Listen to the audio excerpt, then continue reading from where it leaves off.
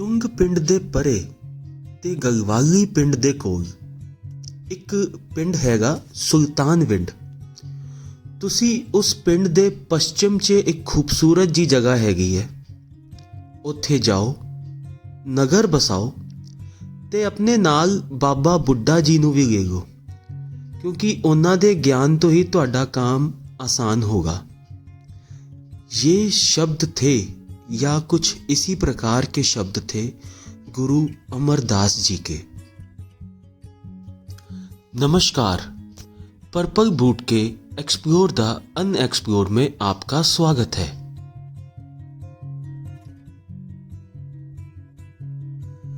आज मैं आपको बताने जा रहा हूँ गोल्डन टेम्पल या ये कहें हरमंदिर साहब के बारे में। हरमंदिर साहब मतलब हरि का मंदिर। इसकी स्थापना सिखों के चौथे गुरु रामदास जी की अपने गुरु अमरदास जी की बातों का अनुसरण करते हुए की गई। तो 1570 को इस जगह पे सबसे पहले इस सरोवर का निर्माण हुआ और उसी सरोवर के आसपास सब रिहाइश बसने लगी। सरोवर का निर्माण कार्य 1577 में जाके पूरा हुआ और तब जाके इस शहर का नाम रखा गया अमृतसर। अमृत सरोवर से नाम आया अमृतसर का और उसके बाद बना दरबार साहब, जिसकी फाउंडेशन स्टोन 13 जनवरी 1588 को मियाँ मीर जी के द्वारा की गई। गुरु अर्जुन देव जी ने दरबार साहब का आर्किटेक्चर और डिज़ाइन किया। ये मियाँ मीर वही थे जिनके शिष्य शाहजहां के सबसे खास बेटे दारा शिकोह थे। बहरहाल मियाँ मीर जी और गुरु रामदास जी दोनों की बहुत ही अच्छी दोस्ती थी, इसलिए गुरु रामदास जी के जाने के बाद गुरु अर्जुन देव जी और गुरु हरगोविंद जी भी मियाँ मीर जी से मिलने लाहौर जाया करते थे। गुरु अर्जुन देव जी ने दरबार साहब का आर्किटेक्चर तैयार किया और इस काम में उनकी सहायता बाबा बुड्ढा जी ने भी की। कंस्ट्रक्शन की सुपरविजन गुरु अर्जुन देव जी, बाबा बुड्ढा जी, भाई गुरदास जी, भाई सहालो जी, इन सब के द्वारा की गई।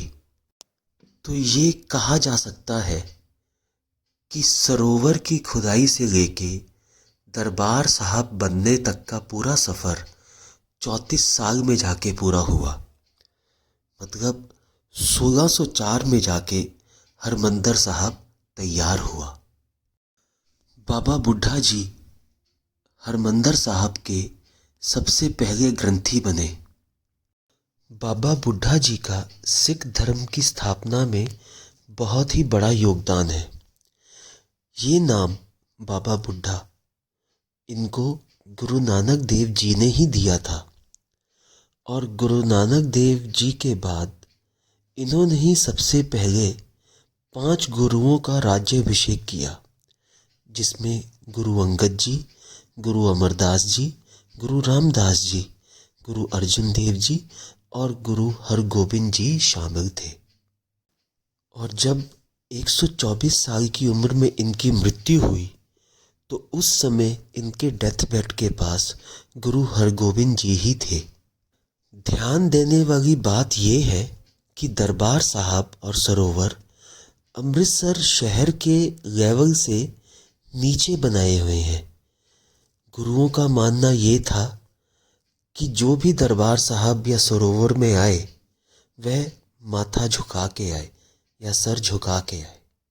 1606 से लेके 1708 तक का पीरियड जो था वह दरबार साहब और अमृतसर दोनों के लिए ही एक निग्लेक्शन का पीरियड था और उसके बाद फिर स्थापना हुई खालसा पंथ की श्री गुरु गोबिंद सिंह जी के द्वारा और दरबार साहब फिर से एक centre of attraction and centre point बन गया।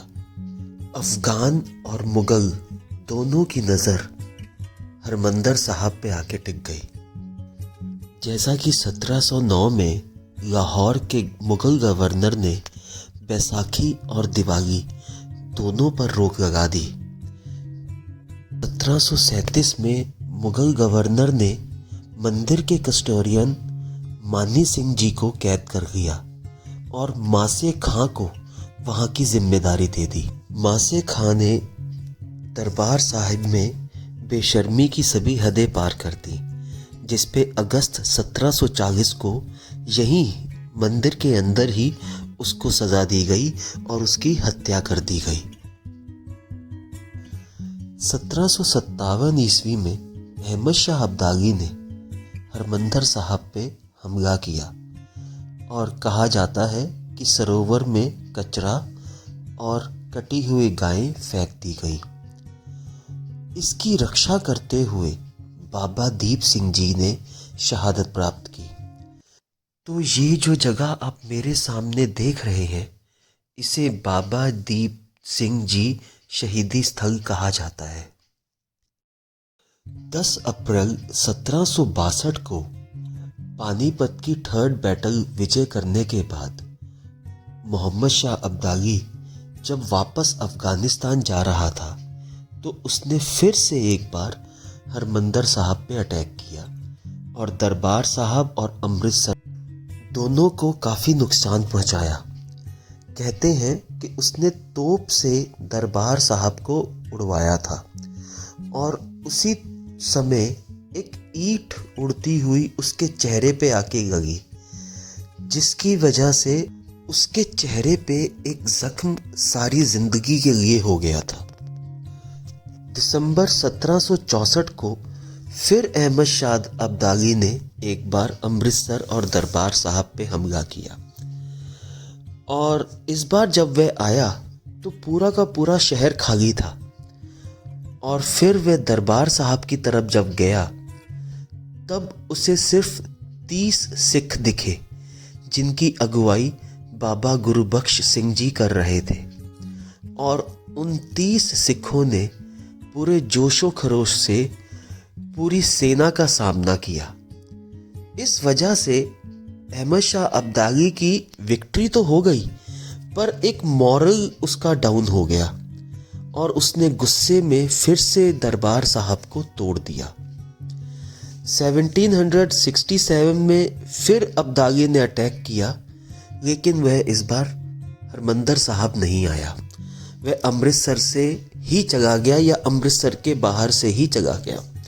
तो अमृतसर में एक कहावत बन गई कि खाए पिए लाएदा बाकी अहमद शाहेदा। और फिर 1830 में लगभग 750 किलो प्योर गोल्ड की छतर महाराजा रंजीत सिंह ने सिख राज में हरमंदर साहब को दान दी और साथ ही में हरमंदर साहब की उन्होंने जो आज आप देख रहे हैं वह उसकी लुक दी, उसको मार्बल और कॉपर से पूरा रेनोवेट करवाया। और भी कई किस्से और कहानियां हैं गोल्डन टेम्पल या हरमंदर साहब के बारे में।